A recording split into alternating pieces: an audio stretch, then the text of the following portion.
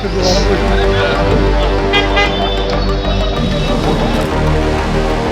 में रहो घर बुलाकर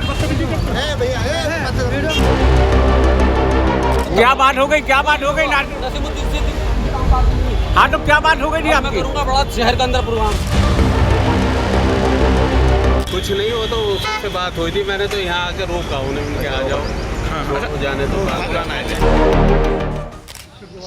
ये गुस्सा, ये तेवर और ये नाराजगी यूं ही नहीं बिखरे हैं नसीमुद्दीन सिद्दीकी, बल्कि टिकट की मांग ने बिकट गुस्सा दिला दिया। बस फिर क्या, न खाए न पिए और झिड़कते हुए चल दिए। और तो और बात घर बुलाकर बेइज्जत करने तक आ गई। नहीं मैंने सलीम अख्तर तुम मुझसे बोल रहे हो। नहीं मैंने वोट में रहो घर बुलाकर दरअसल हुआ यूं कि समाजवादी पार्टी के कद्दावर नेता नसीमुद्दीन सिद्दीकी मुरादाबाद के एक होटल में पीटीए पंचायत के प्रोग्राम में पहुंचे थे। इस दौरान पार्टी के कार्यकर्ताओं की कतार लग गई।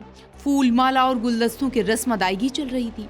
दुआ सलाम के इसी दौर में दाढ़ी टोपी वाली एक शख्स ने, जो मुस्लिम स्कॉलर बताए जाते हैं, उन्होंने मुरादाबाद विधानसभा सीट के लिए स्थानीय प्रत्याशी की मांग उठा दी। स्कॉलर साहब ने खास तौर पर सलीम अख्तर का नाम जिक्र करते हुए कहा कि जनता उन्हें चाहती है, लिहाजा ये बात हाईकमान तक पहुंचाई जानी चाहिए। टिकट की सीधी मांग और दखल अंदाजी से नसीमुद्दीन सिद्दीकी इस कदर नाराज हुए कि उन्होंने अपना खाना पीना बीच में ही छोड़ दिया और नाराज होकर चल दिए। बस फिर क्या था, कार्यकर्ता पीछे पीछे, नसीमुद्दीन आगे आगे। किसी का हाथ झिड़कते, किसी को हड़काते हुए सड़क तक आ गए।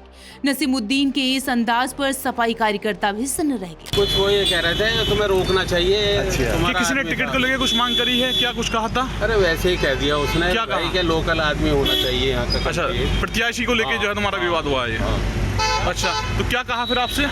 कुछ नहीं हो तो उससे बात हुई थी, मैंने तो यहाँ आके रोका उन्हें, उनके आ जाओ जाने तो खाना छोड़ दिया। हंगामे ने इन हालात में हर किसी की नजर उन साहब को खींचने लगी जो इन सब का सबब बने थे। मीडिया के माइकों पर जब उनसे सवाल किया गया तो वो भी तमतमाते हुए दिखे। बाकी क्या है वो उनकी तासीर, उनके तेवर और बयानों से समझ लीजिए। यहाँ सलीम अख्तर साहब एक बड़ा चेहरा है। इससे पहले भी कई इलेक्शन वो लड़ चुके हैं गुज़िश्ता सालों में, धामपुर से, यहाँ से, वहाँ से। आज वो मुरादाबाद में है।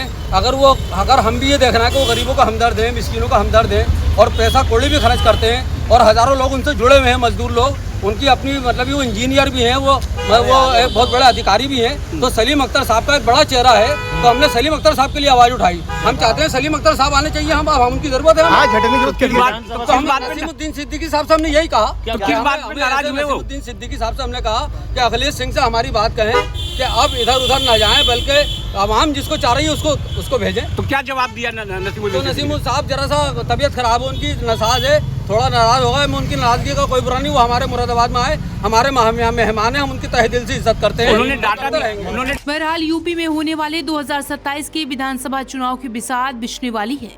ऐसे में टिकट मांगने वाले और पैरवी करने वालों की टोली भी जगह जगह दिखाई दे रही है।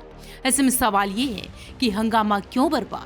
टिकट ही तो मांगा था। राष्ट्रवाणी के लिए मुरादाबाद से शकील सैफी की रिपोर्ट।